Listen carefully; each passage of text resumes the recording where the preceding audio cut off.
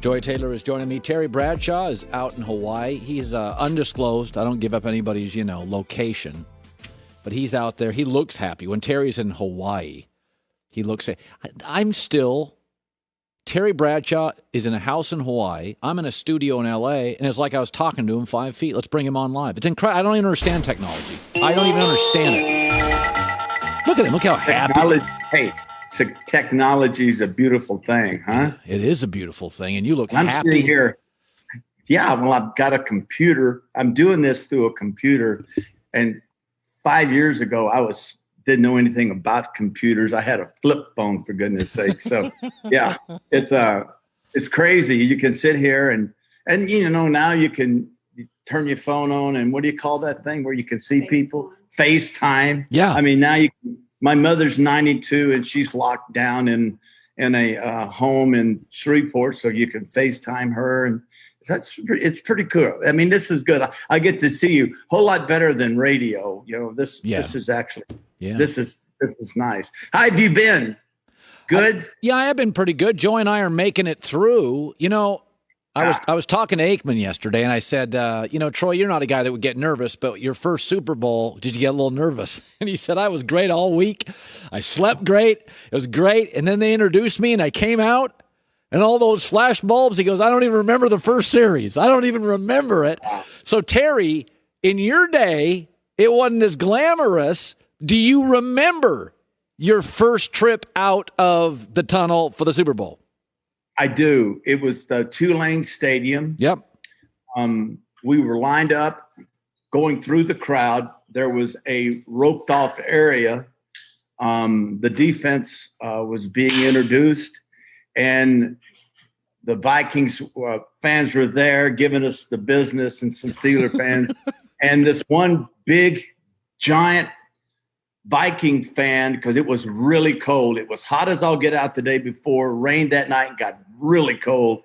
And this Viking fan on the right, big fat guy, collapses and falls right in my way, right in front of me to go out on the field. And I looked down at him, and it was like he just had a heart attack.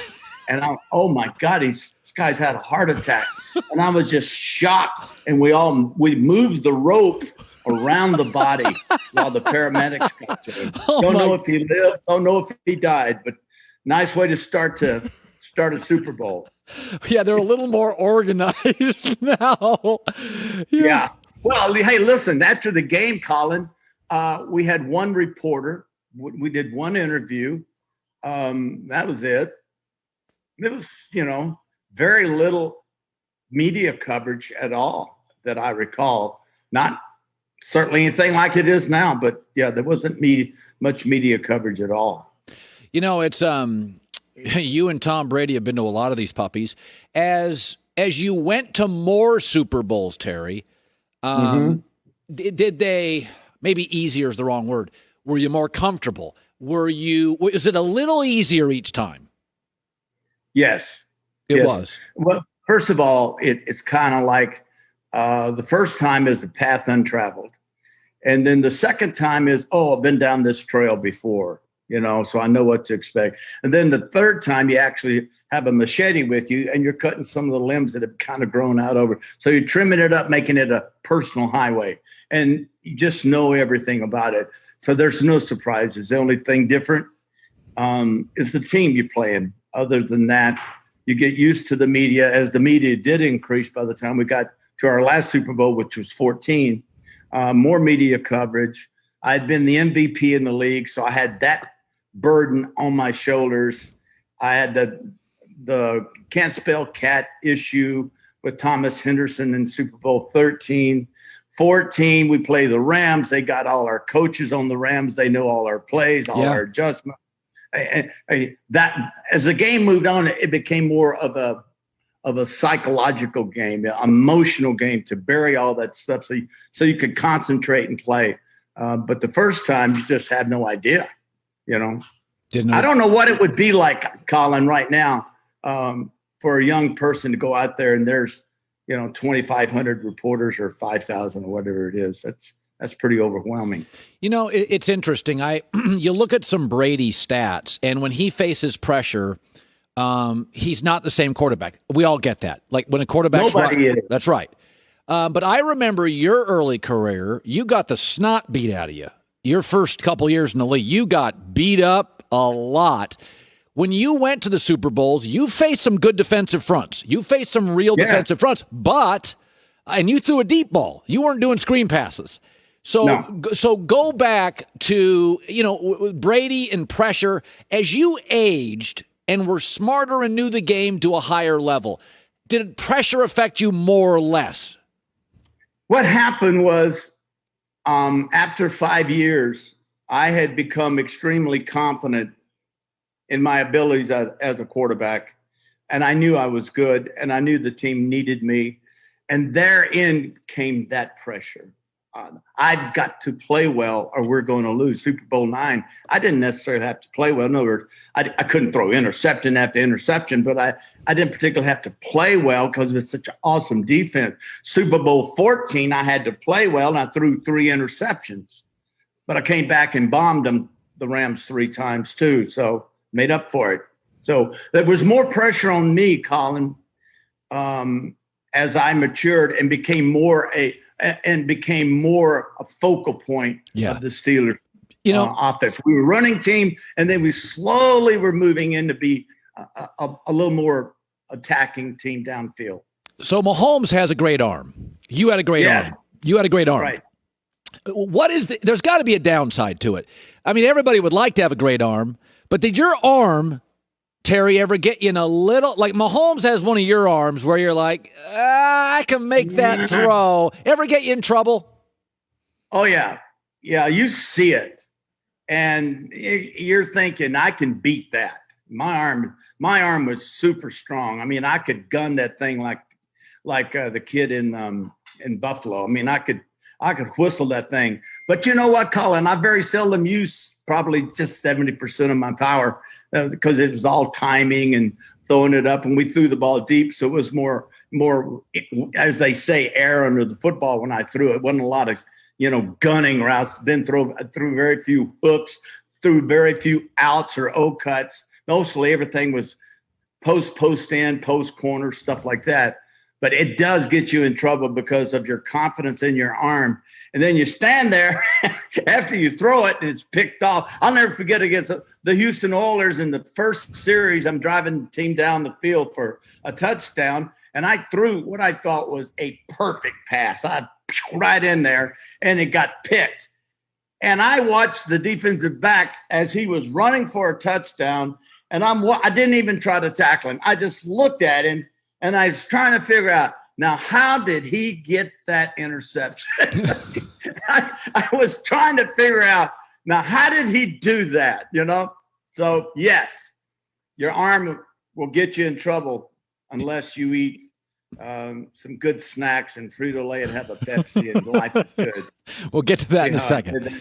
Hey. Okay, I know you will. So I was trying to make it natural. No, I was trying to make it natural, not stayed. I was trying to make it natural. I know you kind of jammed it in there, but we'll get the natural. I did. Part. No, I don't doubt. Hey, I don't question I jammed it in there. I did. You're right. You did it. Okay, you're exactly right. Go now ahead. I'm going to ask a private question. This is a private one. So Brady, private question. Yeah. So Brady won't drink a beer during the regular season. That's how dedicated he is. Okay, what was your level of dedication, Terry? How dedicated were you? Would you drink beer? No. What? But I wasn't a drinker. I have bourbon now, as you well know. Yeah, you like bourbon. I love bourbon, but I did not drink. My level of dedication was, I was totally committed to football, totally committed to being a great quarterback. I didn't have time to go to bars in Pittsburgh. I can almost add on both hands the time I went out and had a beer or something in Pittsburgh. I stayed to myself. And you know what, Colin? My dad told me, you're carrying my name and don't you embarrass my name. And I didn't embarrass the name till after I retired. So while I was playing, that's time. I mean, not having a beer because he's dedicated. We all know one beer is not going to hurt you, but if that's what he feels like in his mind he has to do, the temptation of that, the power of the mind, he certainly it served him well, and I would say continue on, Tom.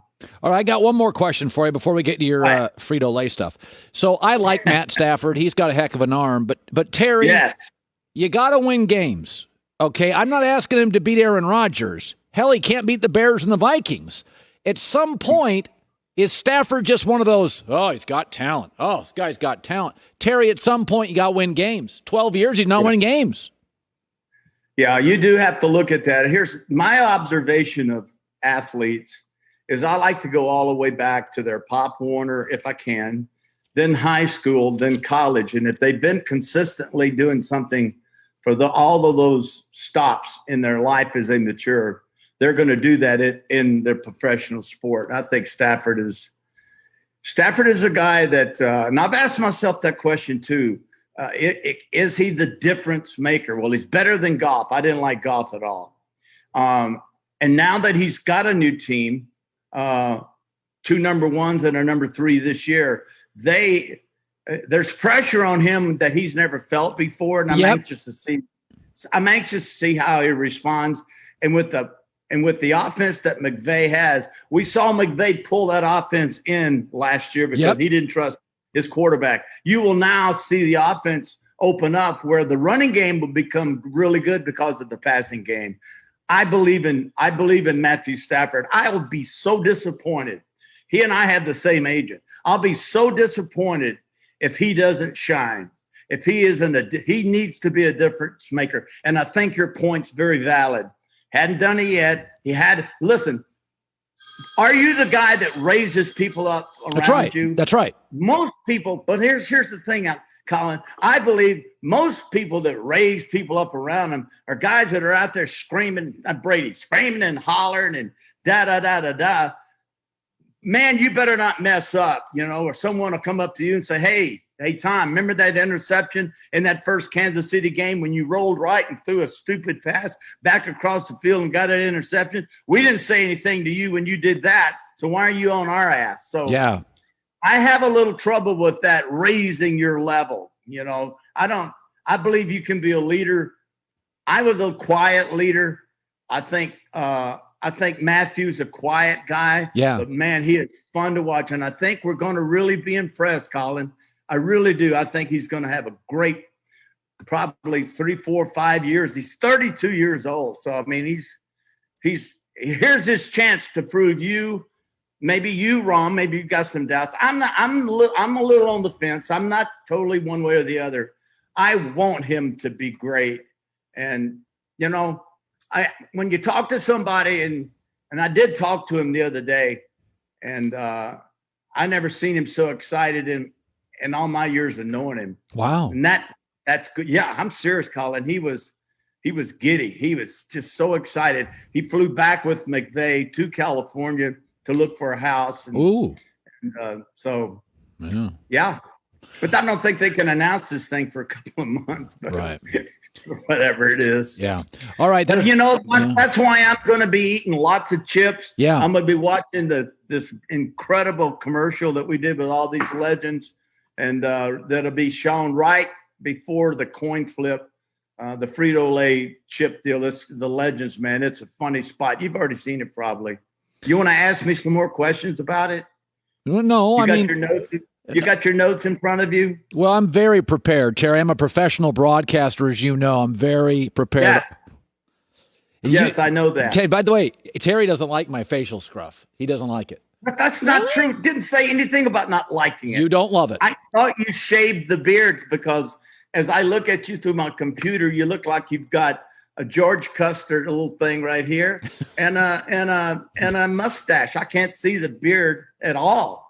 Well, I don't have heavy. You're a good-looking guy. Yeah. So yes. Yeah, that's right. Terry, I will never allow Colin to come in here with a mustache. What? No, if I just wear a mustache, you don't even want to be. No. Seriously, it's creepy. It will never happen. Terry, I don't know. I don't know. Yeah. I don't know what to say. Okay, here we go. 'Twas the night before the Super Bowl. It's Frito-Lay's. It's right before the coin flip. Terry's in it. It's Legends, and we got to go. Are you okay with me going now? Because you get mad sometimes. You mean we've talked for 15 minutes, and I made a nice paycheck, and that's all I got. Which everybody needs to have a Pepsi. Everybody needs to eat some Frito-Lay chips. Yep. Okay. Watch the commercials. It's only get shown once. And Colin, the next time we shoot our commercials, I've already told them I want you in it. So there. Hey, that's right. You big guy. You just let that old mustache hang out there and we'll get you, you big old hound dog, you. All right, Bradshaw, go have fun with your kids. All right, Terry Bradshaw. Hi, everybody. Thanks for watching. Subscribe here to get the latest from the show. Also, be sure to check out more of the best clips from The Herd or go watch a few segments from other shows on FS1.